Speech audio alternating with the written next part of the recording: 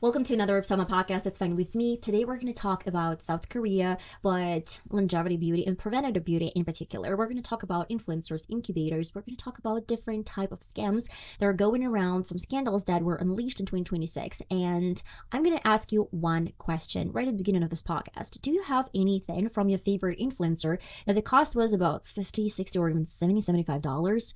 Well, if you do, you might tune in and it's going to be a very interesting segment for you guys. And if you don't, it still might be very, very interesting because you might have saved not only your coins, but you probably could have saved a little bit of your skin cells. We're diving deeper and we're getting started with the first model. Okay, if you want to create something outstanding, something unique, you want to create your own product, you start doing your research and you're like, okay, what can I do about this? And let's talk about white labeling. What is it? I did not know anything about white labeling and why is it so popular today and why is it so trending? Most likely, you're going to find information that white labeling is a generic formula manufactured in a third-party laboratory. And there are going to be different types of labs all over internet, all over continents. And if you want to create some extensive lip shade range or you want to create a lipstick, eyeshadows, maybe blushes, whatsoever, most likely you're going to go to Italy and you're going to produce and manufacture in Italy some of the products. Very expensive or not that expensive, but it's Italy.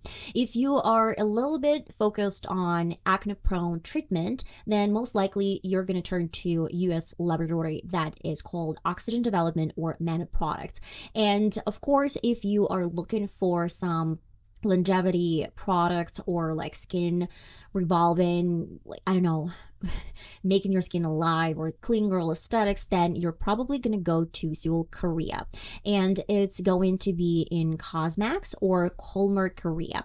But there's going to be a difference in most of these labs. And what we're going to be talking today about is white labeling, in particular, third-party laboratory that generated some formula and they have pattern over this formulation. If we're going to compare this to Estee Lauder or L'Oreal, most likely L'Oreal and Estee Lauder, they have their own labs and they have a lot of scientists exploring, doing research to make sure that they are going to come up with the best formula for the market. And that is the main reason why their products, they're more or less affordable, but in a way expensive. Like this is an expensive affordability.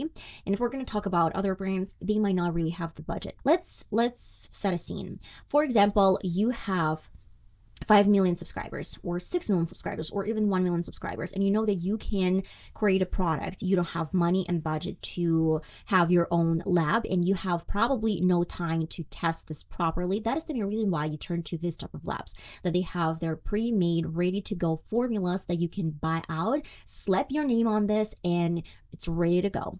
But let me explain what it actually means. These formulas, they're most likely are going to be in huge containers and they're not going to change it for you. You're going to South Korea and then you're spending some time over there. They're giving you the catalog, what is going to be your main, I would say, audience, or not even audience, but the product that you're gonna sell to your audience. And it's gonna be probably cream, serum, whatever, like any type of juice. By the way, I'm going to tell you real quick that I saw Bretman Rock. He went to and he flew to South Korea. He was filming his content from South Korea. And I wonder if he is up to something like this because he doesn't have his brand, but he has a huge following, over 17 million subscribers on Instagram. And then, if I'm not mistaken, we talked about that in one of my previous podcasts, but the Lipstick Lesbians, they have the concept where they're going to buy out some pre-made formulas from different labs that people, they didn't have a chance to see them, or these formulas that were super expensive so no one picked them up, and they went to South Korea. The problem here with white labeling and when it does look like a scam is because basically 5, 6, 10, 15 different influencers that can go to South Korea, they can choose one formula that's going to be entirely the same, and they're just going to slap their name on this formula, have a little bit different packaging, and sell this for like extremely expensive price. But let me tell you guys, but these type of formulas, they have patent, like they were made and you did not invest in this formulation, and they can sell this formula to like anyone. Most likely this is the cheapest version of product that you can buy from the market. But let's talk, why is South Korea? Why are we drawn to South Korea? Why is skincare or longevity, skincare, cell rejuvenation PDRN is so popular in South Korea. I would say that the foreign ministry of South Korea, they were in great, and they are, I believe, in great relationship with the United States. And you can see a lot of Korean dramas over like TV and over internet, TikTok. You can see a lot of K-pop stars, the fashion, design, clothes, it's all linked together. And the reason is really simple because South Korea, they have lots of debts. They have a lot of the times people that don't have money to earn from, and the economy is really bad. That is the main reason why they needed some sources, the investment from other countries, and the best way is to create some great product or a staple product that everyone would want to buy. And it comes handy that a couple of years ago, or probably like last year if I'm not mistaken, Europe had a huge scandal, especially European labs and a lot of French companies. They had a problem with PFAS. PFAS is a chemical that was in a lot of makeup or cosmetic brands, and this chemical in particular, PFAS, was messing with the hormones, and that is the main reason why sometimes it caused cancer. And of course, people, they got scared. The not only propaganda, it was a real deal, it was a real problem, and that is the main reason why on panic, South Korea, and specifically South Korea products and labs, they turned this into their own advantage, and they said, but we don't have this problem, we don't have these chemicals, we are basing our products on some plants, on nature, maybe snails, whatever. Like, they're doing their best in preventing any type of chemicals. But like when everyone turned to this, and I do specifically remember TikTokers and some Asian TikTokers, they were doing this crazy sound, is like zombie sound, when they were grabbing some European or Western products, and they're like zombie, and then they grabbed some Korean brands and they were like, yeah, that is so much better. These products are going to help you out. They're going to help your skin. Look at my skin. It's glowy, it's pretty, and whatsoever. That is the main reason why they grabbed on this hype, a huge audience, and that is probably the main reason why people, they're so into Korean brands. But I do believe that most of Korean brands, they're really good. But I still do believe that most of these products, they're super hyped, and you don't really need these products in your makeup kit. Do you remember the infamous Purita sunscreen scandal, where the independent lab in Europe, they grabbed the sunscreen where they claim it was an SPF 50, and when they tested this SPF, turned out that was maximum like top SPF 19.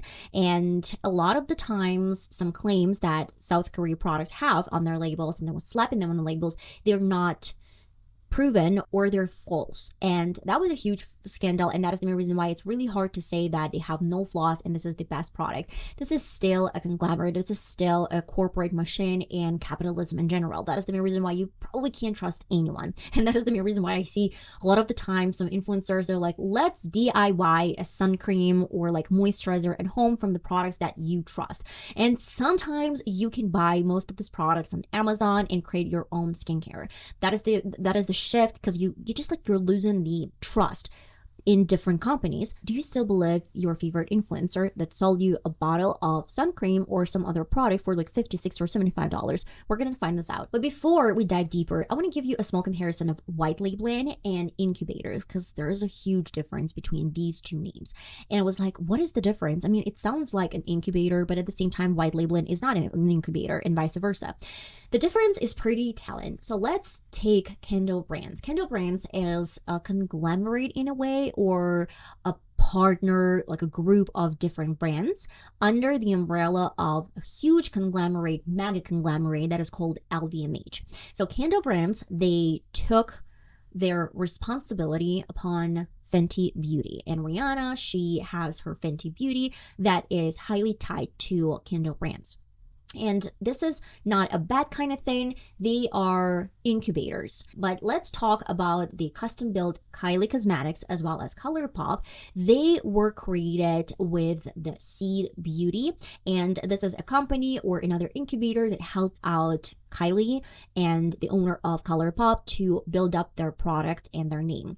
I do remember that in 2020, it was super popular to become the owner of a brand and of this, let's call them incubators. And I still do believe that a lot of the times certain influencers, they're turning to these type of incubators. In my opinion, Emma Chamberlain, we talked about this in my previous podcast. If you really want to check this out, it was about capitalism and parasocial capitalism. They have huge brands behind them doing the entire job. They just have to sell their face in the way and get a commission for this. So in this way, yes, this is an incubator. They create everything for you. They are going to even create a formula that's going to help you to sell this product. They might test the product. They have their own plants most of the time, or they know the plants that are going to, or labs basically, then going to produce the products that you need or your customer need. And then they're going to take care of commercial. They're going to take care of distribution and employees, all of this. And you're going to get most likely some income out of it, but not too much. In white labeling, there's a whole different kind of story. As an influencer, you go again to South Korea, you get the formula that is pre-made. Probably you can choose between 2 or 3 formulas, and then you have to custom it for you. But most likely the customization is not going to be crazy. You're going to add a little bit different scent, or maybe change a little bit color, and maybe add a small extract of something. So it's going to be like a custom-made formula. And if you need a comparison, this is a fast fashion in skincare world. Fast fashion like Shein, where they have lots of these batches of juice that you just buy and put in a beautiful packaging. And in a case of the Lipstick Lesbians, not even a packaging, just an expensive product without a packaging. And I do believe, and this is my strong opinion, that Lipstick Lesbians, they're into white labeling. They're not creating their companies with incubators. They saw an opportunity and they wanted to create something for the price that they can kind of justify. Like, people didn't want to pick up these formulas, and that is the main reason why it's really expensive. Well, these formulas, they have patents, and these formulas, they're owned by other brands. So this is not their own formula. Okay. But okay, if you're interested, you can check out my other podcast where I extensively talked about Lipstick Lesbians and their very interesting model of selling the product, but we're gonna go deeper. When TikTokers, they're telling you like this formula has been created, has been tested, like this and that and that and that and that, most likely, yes, it was tested by the regulations of any labs, but at the same time, I mean, I don't know how long did it take them to test this formula, and probably they don't know about this as well. They were not participants in this process, and most likely they will never know what was actually behind all of these formulas, because lab is not going to give them the entire recipe. This is their own recipe. Let's try to imagine a situation where white label companies, or specifically influencers in indie brands, they have access to different type of formulas. And we have, I would say, imaginary influencers, where the first one wants to create formula with a little sprinkle on top of, you know, like botanic or biological naming and listing. The second one wants to stress out the idea that you are purchasing a clinically proven, tested, clean product. And for example, like influencer C is into the unisex skincare. It's going to work for men and women. And this is strictly a marketing strategy, because every single skincare most likely is going to work both for women and men.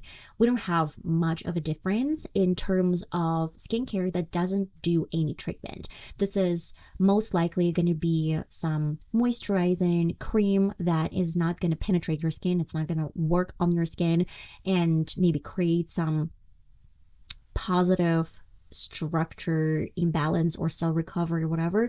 Most likely it's just gonna penetrate deeply or like really well moisturize your skin, and that's gonna be it. It's not gonna treat your skin. And so let's go deeper to the model number A. So for marketing strategy, you do have to add some biological or like botanic extract that you can prove the point it's botanically proven influencer brand. So you can add 0.05% of a green tea extract in order to put a claim that it has botanic qualities. If we're going to talk the second model of imaginary influencer and like his or her company, you are going to add to this white juice or white label formula a little bit of color.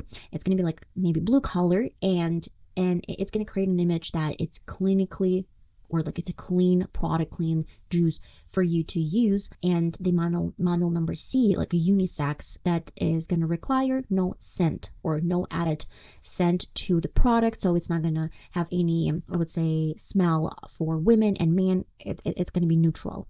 And in most of these models, say like imaginary models, these formulas, they're identical with a low change to this. And that is the main reason why I was like, okay, when Michaela was heavily promoting PDRN products and then she was claiming that her product is the best from POV Beauty, I was like, maybe it's the same product, added a little bit more color or a little bit different scent or just a small modification that's not going to make much of a difference. Maybe a little different percentage of some coloring, and here you go, a kind of new formula, but this is a standard copy paste formulation. And I would say that most likely there are going to be a lot of other influencers. They're going to find, let's say, ingredient list, and they're saying this is a copy paste, like definitely the same formula for each of this brand. That is the main reason white label is getting so popular, especially among influencers and indie brands, because you don't have to invest energy, money, and sources into creating some very like unique formula that's gonna be revolutionary. And that is the main reason why Lipstick Lesbians, when they said that we're gonna create a revolution in the industry market by like unleashing some formulas that were never picked up, or as they claim them to be called orphans, then my point here is, why do you think it's revolutionary if 10 or 15 other influencers didn't pick up this formula? It doesn't tell me that it's going to be revolutionary. It tells me that it's either super expensive or maybe not practical in any shape or form, or this is probably questionable formula in general. And that is the main reason why I don't trust most of influencers' brands. They're high in pricing, and I would say that most of these brands and most of these formulas you can buy from Nivea, as well as like Nivea aftershave lotion. And know that Carly Bible and I myself use this as a primer and a moisturizer. My husband really loves this formula, as well as Nikki Tutorial. She used to use this formula, and I would say that it was on the market for a reason, for a long period of time, and the cost of this product is like $3, and I'm pretty much sure that it has really nice formulation that is moisturizing your skin and not damaging skin, at least for me and my husband. That is the main reason why I have my personal doubts that these, let's say, $60, $70 influencer brands, they're going to make a difference. If you have any problems, dermatologically proven or not proven problems with your skin, then you would probably go to a dermatologist, and you might be on some hormone treatment, might take some pills to take care of these issues and problems, and then maybe use some very expensive products that you can buy only in pharmacy, and that's going to be the way out. But these type of influencer formulas, they might treat the surface a little bit if you feel dry, but it's not going to go down, and microneedling is most likely going to do the thing if we're going to talk about PDRN, and I did my podcast on this topic, and nothing else. It's just not going to go deep down to treat your skin and make your cells regenerate. I would say, what do we have? The death of influencer brands is inevitable. I would say that it's going to happen in maybe a couple of more years, because early 2000s, when people were crazy about celebrities, and you remember the magazines that were all over the place about, I don't know, like Megan Fox and Britney Spears in particular, all of this attention got them probably best marketing, but sometimes worst marketing at the same time. And in 2000s, all of the celebrities, they were out with a product, fragrance, makeup, or anything like this. Makeup wasn't that popular, but fragrances were really, really popular, or maybe some clothes. It was, in a theme. That is the main reason, in my opinion, that influencers, they're inevitably gonna probably just stop manufacture these products, because people are not going to buy or keep on buying something that is recommended by someone who has no interest in actually creating something great, or have no budget to create something great. If you really want to make a difference, you would probably collaborate with Incubator or a huge conglomerate, and you have a huge budget to make sure they have extended shade range, like for foundations and concealers. But as a regular influencer and white label, I don't really think that you're going to have access to such sources. And it says it all when you buy the same old formula over and over again. There are like 50, 20, or even 30 influencers buying the same formula with a little bit change to it, I mean, what's the point? I hope this podcast was informative. I'm going to see you in the next video, hopefully, guys. I love you all. Bye bye.